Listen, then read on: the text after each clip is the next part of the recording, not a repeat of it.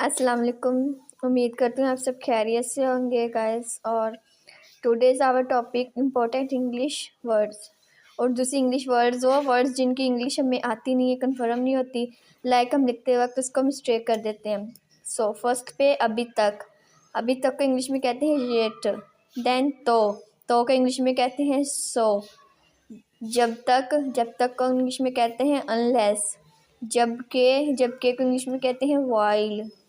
क्योंकि को इंग्लिश में कहते हैं बिकॉज। हालांकि को इंग्लिश में कहते हैं इवन तो। अगर इंग्लिश में कहते हैं इफ। हमेशा फॉर एवर। के साथ विद। के लिए फॉर।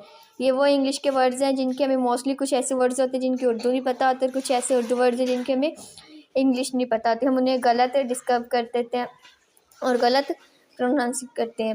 उसके बाद दैन कुछ वर्ड्स हैं जो हम डेली रूटीन में बोलते हैं। आज का दिन को इंग्लिश में कहते हैं टुडे। आने वाला कल को इंग्लिश में कहते हैं टुमारो। गुजरा हुआ कल को इंग्लिश में कहते हैं यस्टरडे।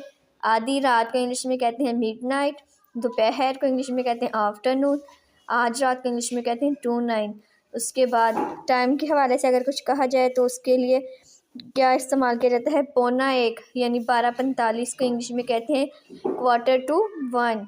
देन 12:15 12:15 को इंग्लिश में कहते हैं 12:15। देन 12:30 12:30 को इंग्लिश में कहते हैं 12:30, यानी कि वो इंग्लिश की जो बेसिक वर्ड्स हैं, चीज़ें हैं जो हम अपनी डेली रूटीन लाइफ में बोलते हैं, लेकिन बाय मिस्टेक हमसे गलत हो जाता है, प्रोनाउंसिएशन होता है। कुछ बच्चे ऐसे होते हैं जिनको इनमें फ़र्क नहीं पता चल रहा होता और वो गलत कर देते हैं। So guys, this is our today's topic.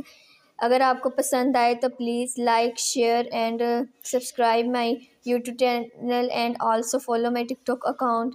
Thank you so much. कल मिलेंगे एक नए टॉपिक और एक नए चीज़ के साथ। अल्लाह हाफिज़।